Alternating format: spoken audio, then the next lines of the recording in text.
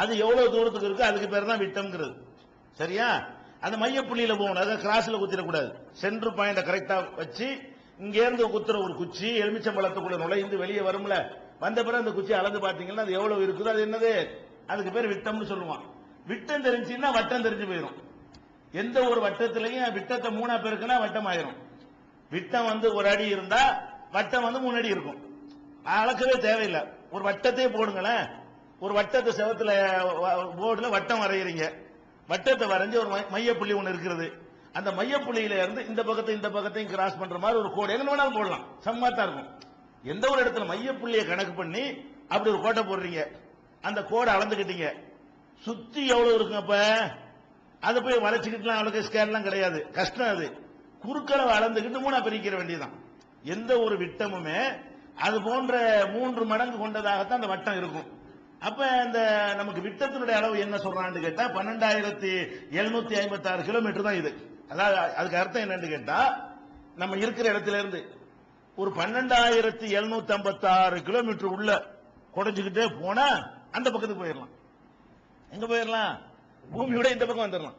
இந்த பூமியில நம்ம இருக்கிற இடத்துல இருந்து 12,756 கிலோமீட்டருக்கு குறைஞ்சு அது முடியுமாங்கிற பேட்டுக்கு இல்ல, நான் அளவுக்கு மட்டும்தான் சொல்றேன். உள்ளுக்குள்ள பெரிய விந்தைகள்லாம் நடக்கிறது, போகலாம் இயலாது. ஒரு பேச்சுக்கு சொல்றேன். ஒரு பேச்சுக்கு அப்படி குறைந்து கொண்டு நீங்க போனீர்களே ஆனால் எவ்வளவு தூரம் போகணும்? 12,756 கிலோமீட்டர் போனால் நேர அமெரிக்காவுக்கு போயிடலாம், இப்படி குறுக்க போறதா இருந்தா. ஆனால் நம்ம சுத்தி போறதா இருந்தா இங்க இருந்து போய் நம்ம அமெரிக்காவுக்கு போறதா இருந்தா என்ன செய்யணும்? இந்த 12 போக முடியாது, 18,000 கிலோமீட்டர்லாம் போக முடியும். நீங்க இப்ப இருக்கிற இடத்துல இதே இடத்துக்கு திருப்பி வரணும். இந்த இடத்துக்கு இப்படி போயிட்டு இப்படி வரணும். வர முடியுமா முடியாதா? இப்படியே நான் போய் இப்படி வரணும். வர முடியுமா முடியாதா? முடியும். உருண்டையா இருந்தா முடியாதானே செய்யும். உருண்டையா இருந்தா இப்படியே நம்ம போறோம், வரதானே செய்வோம். இந்த இடத்துல நான் நிக்கிறேன் இல்லங்க, இப்படி நான் போறேன். எவ்வளவு தூரம் போறேன்? 38,000 கிலோமீட்டர் போட்டுக்கிறேன். நேர் கோட்ல கரெக்டா காம்பஸ் வச்சுக்கிட்டு நேர போய்கிட்டே இருக்கிறேன். மீட்டர் ஓடிக்கிட்டே, கிலோமீட்டர் காட்டுது. அந்த மீட்டர் வச்சிருப்பான்ல, அந்த மீட்டர்ல கிலோமீட்டர் காட்டுது. 38,268 கிலோமீட்டர் வரும்போது இங்க நிற்போம். எங்க நிற்போம்? எந்த இடத்துல இருந்து புறப்பட்டோமோ அந்த இடத்துக்கு எவ்வளவு தூரம், இந்த பாயிண்ட்ல இருந்து இந்த பாயிண்ட் வரைக்கும் எவ்வளவு வரும் கேட்டா சுற்றளவு. விட்டம் 12,000 கிலோமீட்டர் இருக்கிறதுனால அதனுடைய சுற்றளவு எவ்வளவு இருக்கும் கேட்டா 38,000 கிலோமீட்டர் இருக்கிறது. அப்ப ஒரு பூமியுடைய ரவுண்டுடைய அளவு எவ்வளவு கேட்டீங்கன்னா சுற்று அளவு 38,000 சில்லற கிலோமீட்டர் இருக்கிறது. அப்ப இது சின்ன அளவு தானே. இது எதுக்கு நான் இதை சொல்றேன்னு கேட்டா, இவன் போயிட்டு வந்த தூரத்தோட ஒப்பிட்டா இது ஒரு அளவா? 12,000 ஒரு பெரிய அளவாங்கிறேன். சூரிய சந்திரன் 3 லட்சத்துக்கு மேல இருக்கு கிலோமீட்டர், அவ்வளவு தூரம் ஓடி போயிட்டான். செவ்வாய் 8 கோடி கிலோமீட்டர், அவ்வளவு தூரத்துக்கு அவனுக்கு போக முடியுது. போனா காத்து இல்ல, ஆக்சிஜன் இல்ல, ஒண்ணும் இல்ல. இருந்தாலும் நான் போவேன்னு என்ன செய்யறான்? போயிட்டு வந்துட்டான். ஆனால் அதோட ஒப்பிட்டு பாத்தீங்க, 8 கோடி கிலோமீட்டரோட ஒப்பிட்டு பாத்தீங்கன்னா இது என்ன பெரிய தூரம்? இந்த பூமியில இருக்கிற அந்த 12,000 ஒரு பெரிய தூரமா? 12,000 கிலோமீட்டருங்க மொத்தமே இந்த உள்ளடக்கம். இந்த இங்க இருந்து ஆரம்பிச்சு இங்க வரைக்கும் வர்றதுக்கு தேவை எவ்வளவு? 12,000 கிலோமீட்டர் தான். ஆனா மனுஷன் இப்ப விஞ்ஞானிகள் ஆய்வு பண்ணி சொல்றாங்க, என்ன சொல்றாங்கன்னா, பூமிக்கு உள்ளக்க போறதுங்கிறது அது நடக்கிற காரியம் இல்ல. விஞ்ஞானிகள் சொல்றாங்க, மேல வேண்டாம் நம்ம என்ன வேண்டாம் நாங்க பண்ணுவோம், பூமிக்கு உள்ள போறதுன்னு எடுத்துக்கிட்டீங்கன்னு சொன்னா இது வரைக்கும் மனுஷன் தொலை போட்டு ஒரு 8 கிலோமீட்டர்னா ஒரு 8,000 மீட்டர். 8 கிலோமீட்டர் எவ்வளவு? 8,000 மீட்டர் இருக்கிறது 12,000. 12,756 கிலோமீட்டர் உள்ள இந்த ஆழத்துல மனிதனுடைய கருவி மூலமாக சென்றடைந்த மொத்த தூரமே 8 கிலோமீட்டர் தான். 12,000 இருக்குல்லங்க, அதுல இவன் கருவி எவ்வளவு? போர் போடுற கருவி இருக்கிறோம்ல, போர் போடுற மாதிரி குழாய் இறக்குறோம். இப்படி ஏதோ ஒரு ஆய்வுக்காக இறக்கி பார்த்தான். அதிகபட்சமா இவன் எவ்வளவு இறக்கி இருக்கிறான்? உலகத்தில் போடப்பட்ட பெரிய துளை எவ்வளவு கேட்டீங்கன்னா 8 கிலோமீட்டர் அளவுக்குள்ள துளையை தான் மனுஷன் போட முடிஞ்சிருக்கிறது. இது மனுஷன் போனது இல்ல, குழாயை இறக்குனது. மனுஷன் எவ்வளவுக்கு இது வரைக்கும் போயிருக்கிறான் அப்படின்னு சொல்லிட்டுனா, அதாவது மனுஷன் போனது 3.3 கிலோமீட்டர் போயிருக்கிறான். 3.25 கிலோமீட்டர் வைங்களேன். 3.3னா 3.25 கிலோமீட்டர். அப்ப 3.25 கிலோமீட்டருக்கு தான் ஆள் போயிருக்கிறான். ஒரு கிணறு மாதிரி வெட்டி இப்படி 3 கிலோமீட்டர். 3 கிலோமீட்டர் இப்படி இல்ல, கீழே பள்ளத்துல 3 கிலோமீட்டர் அளவுக்கு ஆழத்தை தோண்டி அது வரைக்கும் 3.3 கிலோமீட்டருக்கு போயிருக்கிறான். அது எங்க போயிருக்கிறான்னு கேட்டீங்கன்னா சும்மா வேலை வெட்டி இல்லாம போகல. தென்னாப்பிரிக்காவில் ஒரு தங்க சுரங்கம் இருக்கிறது. அது ரொம்ப ஆழத்துல தங்கம் இருக்குங்கிறது அவன் கண்டுபிடித்த பிறகு என்ன செய்யறான்னு கேட்டா, அதெல்லாம் எப்படி கண்டுபிடிக்கிறான்னு கேட்டா தோண்டி பார்த்து கண்டுபிடிக்கிறது இல்ல, எதிரொலிகள் மூலமாக கண்டுபிடிக்கிறான். அது சில எதிரொலிகளை பூமியில அடிப்பான், அது உள்ள வரைக்கும் போய் மோதிட்டு திரும்பும். எங்கன மோதிட்டு திரும்புதோ அந்த இடத்துல என்ன சாமா இருக்குன்னு கண்டுபிடிச்சிடலாம். எவ்வளவு சீக்கிரத்தில் திரும்பி வருது அப்படிங்கறத பொறுத்து இந்த வவ்வால் இருக்குல்ல, அது மாதிரி தான். வவ்வால் என்ன செய்ய வரும், முன்னாடி செவர் இருக்கா, காத்து இருக்கா, கதிர் இருக்கா, எது இருக்கான்னு பார்த்துட்டு அதுக்கு தகுந்த திரும்பிக்கிற போய்.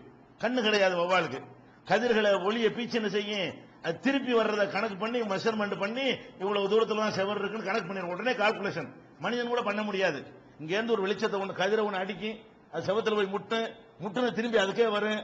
அதுக்கு வந்தோடனே காதுல அது விளங்கு, ஆஹா போனது இவ்வளவு தூரத்துக்கு போயிட்டு வந்தா இவ்வளவு தூரத்துல செவர் இருக்குது, அப்படி வந்து அப்படி திரும்பிடும். செவத்துல போய் என்ன செய்யாது, முட்டாது. இந்த டெக்னாலஜியில தான் என்ன பண்றான், ரேடார்லாம் வச்சிருக்கான்ல, ரேடார் கருவிகள்லாம் அந்த வவ்வால் டெக்னாலஜி எல்லாம் கண்டுபிடிச்சிருக்கான். அந்த மாதிரியான அலைகளை வந்து அனுப்பி என்ன செய்யலாம், பூமியில என்னென்ன இருக்குன்னு கண்டுபிடிக்கலாம். அப்ப தங்கம் இருக்குங்கிறத கண்டுபிடிச்ச பிறகு அந்த தங்கத்தை வெட்டி எடுப்பதற்காக வேண்டி என்ன செய்யறான்னு கேட்டா சுரங்கம் தோண்டி இருக்கிறான்.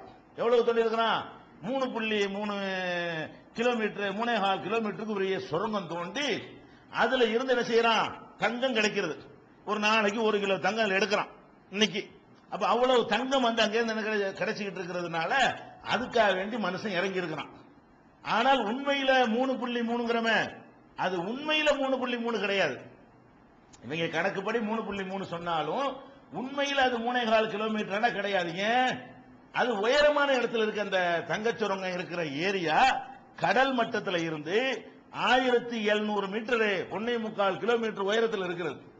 1700 மீட்டர்னா 1.25 கிலோமீட்டர், 1.25 கிலோமீட்டர் உயரத்தில் இருக்கிறது. தரமட்டத்தில் தான் கணக்கு பண்ணணும். இதெல்லாம் பூமியை சேர்ந்தது. பூமி இவன் மேல இருக்கிறான். அதாவது கடல் மட்டத்தில் இருந்துதான் எதையும் கணக்கு பண்ணுவாங்க. கடல் தான் சமமான மட்டம். கடலுக்கு மேல அப்படி ஒசந்து இருக்குதுல, அப்படி ஒசந்து இருக்குது இருக்கிற ஏரியா, அதுல உடையிற 1700. கடல் மட்டத்தை கவனிச்சு பார்த்தீங்கன்னா இவன் போன தூரம் எவ்வளவுதான், 1600 தான். 1600 மீட்டர் 1.5 கிலோமீட்டர் போயிருக்கான். பார்த்தோம்னா கடல் மட்டத்தை அளவுகோலா வைத்து பார்த்தீர்களேயானால் மனிதன் சென்றடைந்த தூரம் எவ்வளவு, 1.5 கிலோமீட்டர். அது மேல உச்சில இருக்கிறதுனால அதையும் சேர்த்து குறைஞ்சிட்டு போனதுனால அதுல பெரிய பாதிப்புகள்லாம் இருக்காது. மண்ணுக்கு மேல தனியா குவிச்சு வச்சிருக்கிறதுனால கீழ அடுக்குகள்ல என்னென்னலாம் மனிதன் சந்திப்பானோ அதெல்லாம் அதுல இருக்காது. இங்க இருந்து ஒரு சமமான தரம் இருக்குல்லங்க, இது கீழே என்னமோ இருக்குது, அது பின்னாடி நான் சொல்றேன். அதெல்லாம் எங்க இருக்காது, குவிச்சு வச்ச மண்ணுல இருக்காது. இதுல போறதும் சும்மா தரையில போறது ஒண்ணுதான். இதுலதான் அவன் வந்து இவ்வளவு தூரம் போயிருக்கிறான். அப்ப வந்து பூமிக்கு அடியில கரெக்டா அவன் போனது எவ்வளவுன்னு பாத்தீங்கன்னா 1.5 கிலோமீட்டர் போயிருக்கிறான். கடல் மட்டத்தில் இருந்து மனிதன் போயிருக்கிற தூரம் எவ்வளவு, 1.5 கிலோமீட்டர். அந்த 1.5 கிலோமீட்டர்ல போயிட்டு சொல்றான், அந்த 1.5 கிலோமீட்டர் போறதுக்கு இடையில பயங்கரமான குளுமை, ஏசி எல்லாம் போட்டு, அந்த சுரங்கத்துக்கு கிட்ட மட்டும்தான் ஏசி இருக்காது. ஏன்னா ஏசி போட இயலாது. அது கிட்ட நெருங்குற வரைக்கும் என்ன செய்வான், ஏசி போட்டு எல்லாம் சொகுசா அது வாழ முடியாதுங்கிறதுக்காக வேண்டி அதிகாரிகள் அங்கதான் தங்கியிருப்பான், லேபர்ஸ் எல்லாம் அங்கதான் தங்கியிருப்பாங்க. போய் 2 ஹவர் தான் வேலை செய்வாங்க. அதுக்கு மேல செத்து போயிடும். மறைக்கு வந்து குளிர்ச்சியை அனுபவிச்சுக்கணும் ஏசியில ஒடியாது. இன்னொருத்தன் போவான் ஷிப்ட் முறையில் 2 ஹவர் 1 ஹவர் தான் அதுல வேலை செய்ய முடியும். ஏன், அந்த இடத்துல உள்ள வெப்பம் வந்து 57 டிகிரி 57 டிகிரி சென்டிகிரேடு வெப்பம் அதுல இருக்கிறது.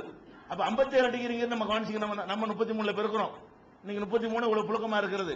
அப்ப 57 நீங்க பாத்துக்கிற வேண்டியதுதான், நமக்கு தாங்க முடியாது, அது வெந்து போயிடும். அப்ப அந்த மாதிரி வந்து காத்துலாம் நெருப்பு மாதிரி இருக்கும். அந்த மாதிரி இடத்துல வந்து இவ்வளவு தூரத்துக்கு போனவனே பயங்கரமான ரிசல்ட்டா இருக்குது. அதுதான் மனுஷன் போன இடம் வைங்களேன். இப்ப என்ன சொல்றான் விஞ்ஞானிகள்லாம், சரி 1.5 கிலோமீட்டர் போயிட்டீங்கள, 1.5 கிலோமீட்டர் தான் போயிருக்கிற, இதுக்கு மேல உனக்கு போக இயலுமா இயலாதா? இயலாது. ஏன் இயலாது என்றால் பூமிக்கு அடியில போறதுங்கிறது பல விஷயங்கள் உள்ளடங்கிய விஷயம், பல விஷயங்கள் சேர்ந்தது. என்ன பல விஷயம், பூமியில பல அடுக்குகள் இருக்கிறது.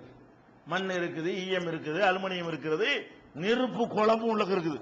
நீ குழஞ்சிக்கிட்டு உள்ள போனேன்னு வை, எரிமலையெல்லாம் எங்க இருந்து வருது, எரிமலை இருக்கா பாருங்க, கீழே நெருப்பு இருக்கிறது, அது பிச்சுக்கிட்டு வந்துதான் என்ன செய்யுது, அப்படியே நெருப்பா எரிஞ்சு அப்படி அது மலைகளாக உருவாகி விடுகிறது.